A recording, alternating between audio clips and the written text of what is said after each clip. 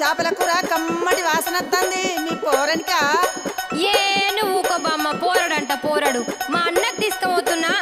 అదేందే మీ అన్నకు మీ వదిన తీసుకుపోతుంది కదా? గదొక్కటే తక్కువైందిగా. మా వదినకు చీరలు కావాలి, లిప్స్టిక్లు కావాలి, అది కావాలి ఇది కావాలని అన్ని అడుగుడు తెలుసు కానీ ఇవన్నీ చెయ్యది. అవునా? ఏం పనులు చేయదా మీ వదినే? ఇంతకు ఏమేమి అడుగుతుందో జర చెప్పరాదు.